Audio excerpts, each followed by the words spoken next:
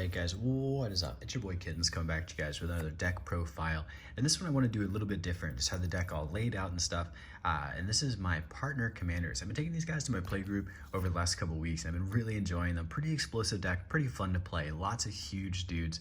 We have Alena that has first strike.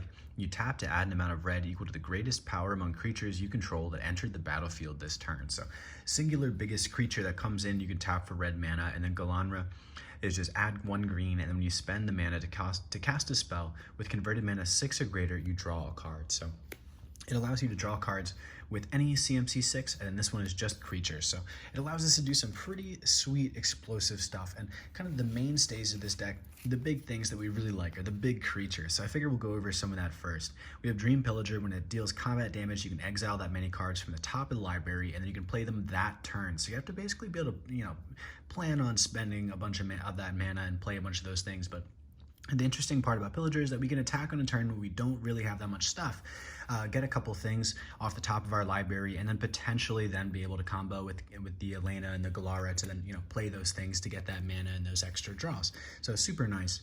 Bone Pit Brute is one of those ones where it has a nice body for menace. It gives +4 to something when it comes in, but the plus goes away at the end of the turn. So we'll probably give it to him and just go +2 mana. We spend 6, we can draw a card, and then we get 8 mana. So just that little +2.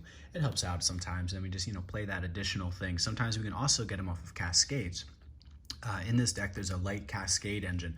So Aurora Phoenix, when this guy's in the graveyard, he himself has Cascade, and then when he's in the graveyard, you Cascade with something, you can bring him back to your hand. Really nice advantage piece there. And then Endray's Forerunners is a way that we can get a whole bunch more power into mana sinks and stuff for our commanders to then play a whole bunch of other things afterwards. So super powerful card there. And then Chandra the Flamecaller fits a lot of the things that we kind of need. This guy comes out as or this girl comes out as a 6-drop, so we can draw a card. It puts 2 3/1s out every turn so that we can generate 3 mana with our red commander, and we can also draw cards with their little +1 there.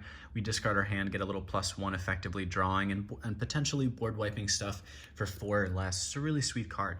Jugan the Rising Star just fits a nice little bit of 1/1 counter synergies, and when stuff dies, this guy just can sit out on the board and just distribute 1/1 counters later on when we don't have anything that would do that. So it's nice to have.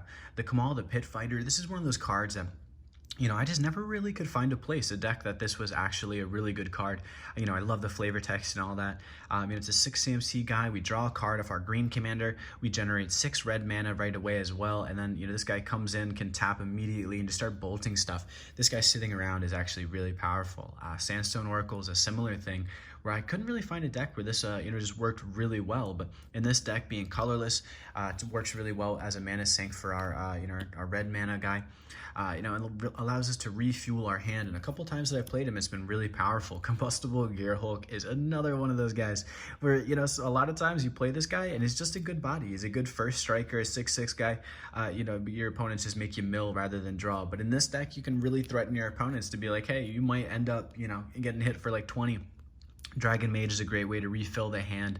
It's a wheel effect that if you continue hitting people, you just keep wheeling.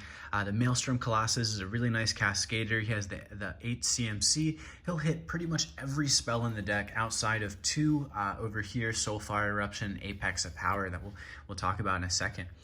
Mirror Battlesphere is a nice one, clogs up the board a little bit. It's a colorless. Dawnglade Regent is a really awesome one. I've been slotting him into a whole number of decks, and I've just been really impressed with him, giving hexproof to everything as long as you have Monarch. And then on top of that, just giving you the extra draw. It's really nice. An 8/8 body as well. And that's something too. He costs 7 CMC, but it's an 8/8. So when you tap for red mana, you do get a little +1 from him. So that's kind of the bigger creatures. There's a little pile over here for Imperial Recruiter, because there are times where we'll generate 10 something mana, 10 15 mana with our commander, and we're going to want to Imperial Recruiter and then maybe tutor into our library to find something. We have Sweet Gum Recluse, Realm Seekers, Hangerback Walker, and Slurk the All Ingesting. Hangerback's a nice one where we can just sink a bunch of that red mana into a bunch of 1/1 counters and something that'll stick around even if we get board wiped. Realm Seekers is just, it's an interesting target because he comes in as probably one of the best idealistic power toughness targets because he gets X1/1 counters where X is the total number of cards in all players' hands. So if you wheel or something, this can come out as a 20 something counter creature, which is just absolutely bonkers in our deck. We pay 6 mana, get a 20/20 out, tap for 20 red mana, and then just continue to go off in whatever strategy we're doing. Or even in a weaker board state where someone has like 3 cards, 3 cards, 3 cards, and we don't even count ourselves, and it comes out as like a 9/9. Super powerful. And then Sweet Gum Recluse has Flash, Cascade, Reach, some really good keywords for us. When it enters, it puts 3 1/1 counters on each of any number of target creatures that entered the battlefield this turn. So everything that came in, you can do 1/1 counters. If you cascade a creature with this guy, you can also give the creature the 1/1s because the creature comes in before the Recluse. Super sweet. The Hangerback, yes, gets a bunch of 1/1 counters. The Slurk, it just comes in with 5 1/1s, and when stuff dies, you can redistribute the 1/1s around. So really nice thing there. And that more or less concludes the big creatures. And there's a bunch of small guys. There's Follow the Ice Shaper, lets us sink some of that mana, have a little bit of a Golos effect. Sirach's nice for that haste. It combos well with our commanders because the power toughness for Alena is 4/3, so it's a perfect match to get stuff like that. The Burning Tree Emissary is a really nice just way to clog the board up and get additional mana when we're cascading. We randomly hit this. Tireless Provisioner is a card that I've been using and have not been disappointed with in really any deck I put it into. Doing an explosive vegetation while you have this on board just feels right. I'm not gonna lie. Rada, the Heart of Keld.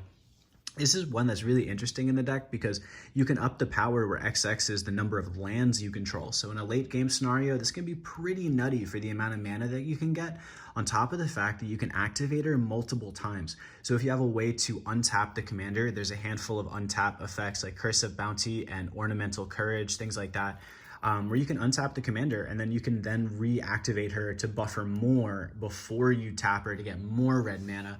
And there's some interesting synergies there. Bloodbraid Elf is a nice cascader on the lower end. Jeremiah Elder is a nice bit of draw ramp, things like that. I figure we'll start going over some of the ramp package before we get into the huge big boy spells or whatever over here. There's Praise Vengeance. Target creature gets a +2, has +2/+2, it has rebound, so it does that again the next turn. First turn gives us a +1. If we still have our commanders, is a +2 the next turn.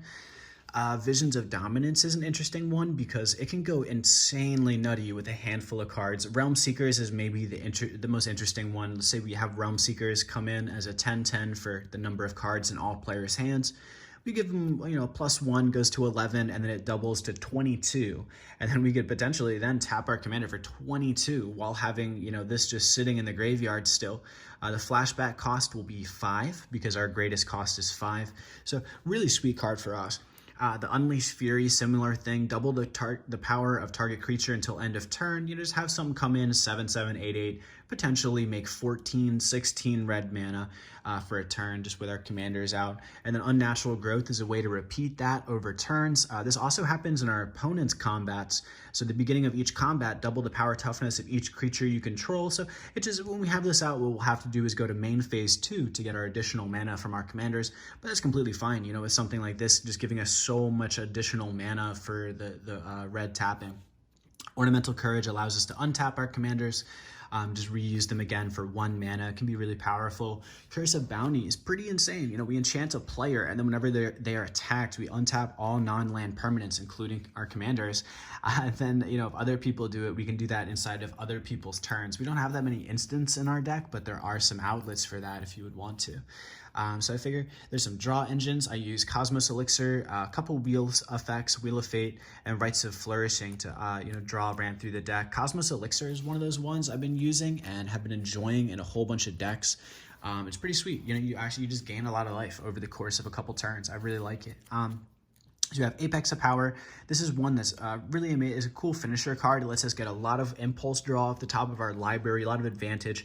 The only weird thing is that we have to cast the spells the same turn that it's activated. It does give us a whole ton of mana, so we should be right into being able to cast at least 1 or 2 of those things if we hit some big creatures.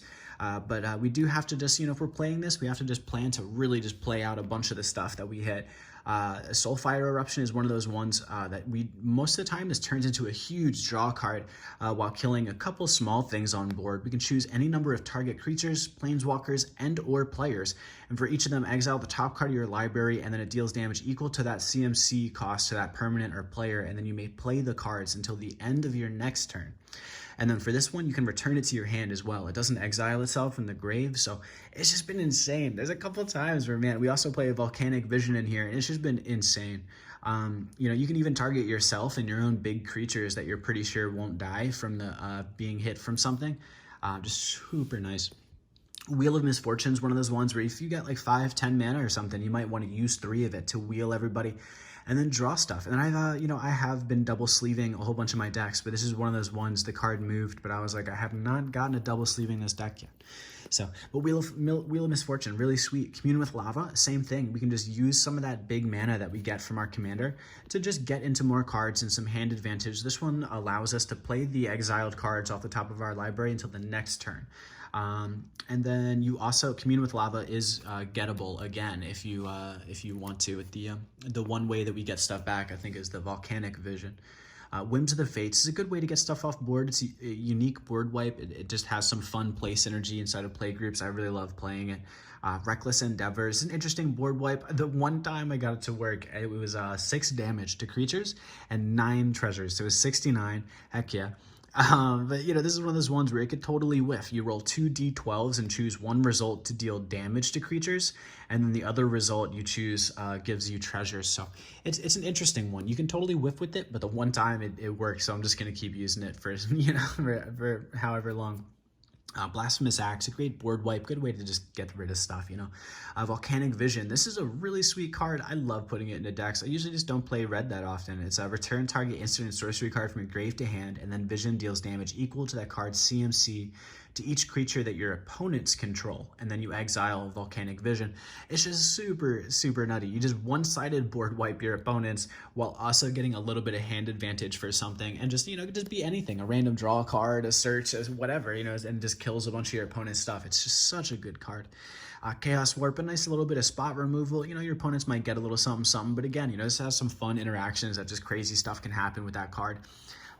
Mending Touch, this is one of those ones that I really enjoy for this deck because our commanders are just super pivotal for the deck. This is one of those ones where we're spending a lot of our turns just trying to play our commanders and just have them on the board before we're really playing our big dudes. So, you know, Mending Touch is really nice. It has this unique effect of, like, if our opponent's board wipe, it'll, you know, protect the creature from that because it has to die. You know, if you wanted to, like, blink it or something, it would blink the creature, return it, and then everything's dead, right? Well, with something like Mending Touch, it would, you know, everything dies and then the creature comes back. So it has some unique, you know, play synergy with that it just kind of avoids certain removal things.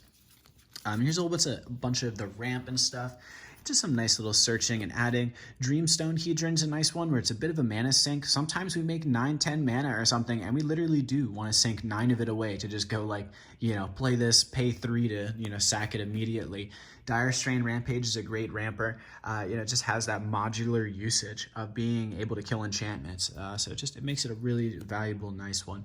Gruul Locket and Commander Sphere, 2 that you can you know, play out and use as just little mana sinks to draw cards and just keep trying to get into the top card of your library. And then some of these 4 CMC ones I think are interesting to talk about because in this deck we have a 3 CMC commander and a 5 CMC commander. So a lot of times I feel like you really do want that thing to play on turn 4. If you just don't have that land, you do want to just go like turn 3, play Gilanra, and then tap her to have that 4th mana to, you know, have an explosive attempt to Solemn, so you can push into that 5th and 6th mana side and really start getting into the cog work of this deck. Summoner's Pact is a really interesting one because we can use this to search out something like the Realm Seekers that has the ability that comes in with the 1/1 counters for all cards in all players' hands. So, you know, we could go, hey, I know everyone has, you know, freaking 15, 20 cards in hand right now. I can Summoner's Pact, grab a Realm Seekers, and then play it, tap Alena for like freaking 20 right now. You know, that's something that's a realistic line of play. Otherwise, most of the time, we're going to get that Dawnglade Regent because it'll give us hexproof, extra draw immediately, and we just, you know, we'll want to hold the board down a little bit to, you know, wait out that next turn of paying the mana. Explorer, Rampant Growth, Fire Diamond. Mana Crypt is a nice bit of a proxy. There's a nice bit of fast mana. This deck isn't a super powerful deck, but fast mana helps getting our commanders out. This deck kind of plans to win somewhere around like turn 10. If we're left alone, maybe a little earlier, like nothing gets killed. Jeweled Lotus is a nice one because it'll allow us to play the Gilanra like right away, and it'll also allow us to get the Alena out on like turn 2. Again, it's a proxy version of our real one, and again, you know, it's not super powerful deck, but those are super powerful cards. Visions of Ruin fits that nice spot of being a 4 CMC card that'll get us into our commanders. So we, you know, play our Gilanra and then just use our natural ramping to get our 4 CMC ramp out, and then we can then have our Alena and then getting into our 6, 7 CMC creatures right away after that turn. So that's, I really do like these 4 CMC rampers in this deck. The Goblin Archaeomancer is a cool one. Does not give you 2 ramping things. That's always like a weird question with this card, but it'll only ever give you the one cost reduction.